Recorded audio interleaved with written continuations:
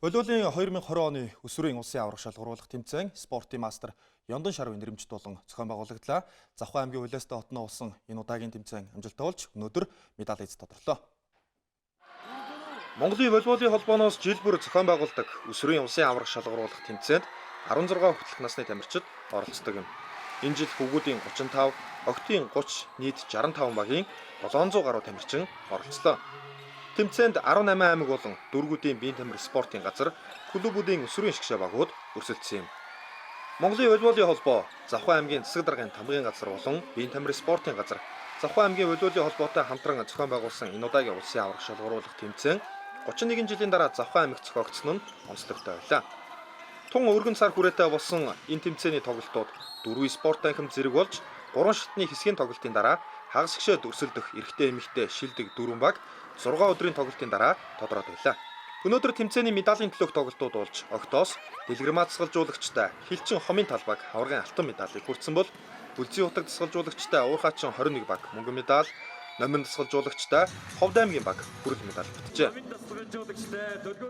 Гавьяа дасгалжуулагч өөрийнхөө волейболыг үсэг заасан Санжаасуран гавьяа Санжаасуран багштайгаа ирж ин тэмцээн уралдаанд орж байгаа нь бид нар хичнээн алтан медаль авсан хомын тааллын Хилчин гэдэг нь бол завхны нэг баг төрүүлж байгаа гэсэн үг юм аа.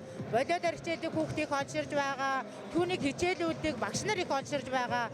Тэгэд волейбол их одныг хамарсан хүүхдэд их зөв хүмүүжил олгодог их гоё спорт. Манай аймаг бол Завхан аймагт болж байгаа энэ хүү тэмцээнд 2 багтаа ирж хүрэлцээрж оролцсон.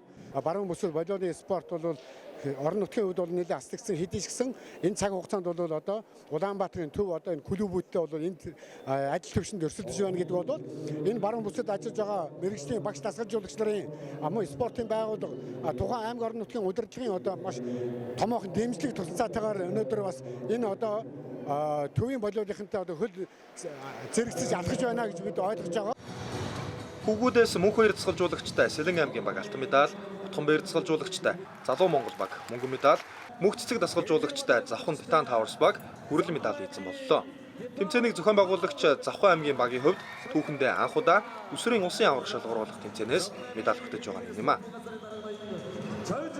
Бүх сундаасаа шигшиж бүх орон нутгаа жиг төгжүүлэх үүднээс бүх багуудаа базааж нийлүүлж оруулсан байгаа.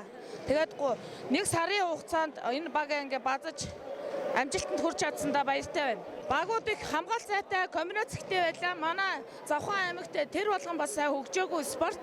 Тэгээд комбинацийг бид нар хаалтан дээр маш их анхааруулж хамгаалтаа чанаржуулж чадсан. Тэр хүчээрээ бид нар өнөөдөр хожлыг авч чадлаа. 2020 оны өсвөрийн улсын аварга шалгаруулах тэмцээний шилдэг довтлогчоор Завхан Титан Таварс багийн Дэлгэр Бат, Огтоос Уурхаачин 21 багийн Инхчин, шилдэг холбогчоор Хөвгүүдээс Сэлэнг 100 хараа багийн Уран баяр, Огтоос Уурхаачин 21 багийн Бат цэцэг, шилдэг хамгаалагчаар Хөвгүүдээс Сэлэнг 100 хараа багийн Санжмитов, Огтоос Хилчин хомын талбагийн Сувдан Сондрнаар шалгарсан байна.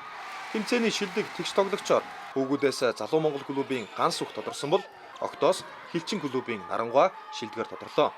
Тэмцээний шилдгээр тодорсон Сумья Вэсийн Нарангуйгийн хувьд өнгөрсөн сар зохиогдсон эдэрчүүдийн улсын аварга шалгаруулах тэмцээнээс мөн шилдэг тэгш тоглогчийн шагналыг хүртэж байсан юм а.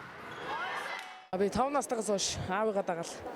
Тэгэл аавынхаа тоглолтыг шүтэж тэгэл өөрөө ийм тоглолтог болох гэсэн гэж мөрөдөж ирсэн дээ. Сая сүүлд эдэрчүүдийн улсын аваргаар хүрэл медаль авсан. Нэг зорж ирсэн тэмцээн байгаа. Их удаа хүлээсэн. Бидний насны улсын аварга гэдэг бол маш онцлогтой. Орчин бол нэлээд их гоё зохион байгуулалт сайтай. Тэгээ сая зүрдэг тоглолтын дээр нутгийн багтаа тоглоход их өгөөтлөг балет шиг бол үнэхээр сайн байлаа. 3 сараас хойш хүрээлэн дээр бэлтгэл хийсэн, гүйсэн, тэгээд хээрийн бэлтгэл 21 хоног гарсан. Энэ тэмцээн зохион байгуулалт сайтай болж байна. Шилдэг дасгалжуулагчдаар Баян Хонгор аймгийн Мөнхбат, Сэлэнг 100 хараа багийн Мөнх хоёр нар шалгарсан байна. Тэмцээний шилдэг шүүгчээр улсын шүүгч Батмагна тодорчээ.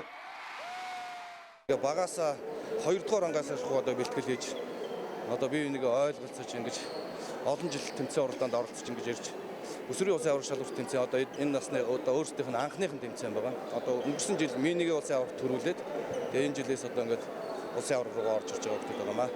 Тэгээ хүмүүс манай аварга болоод ингэж алтан медалийг ингэртэд зүүсэнд одоо маш их баяртай байна.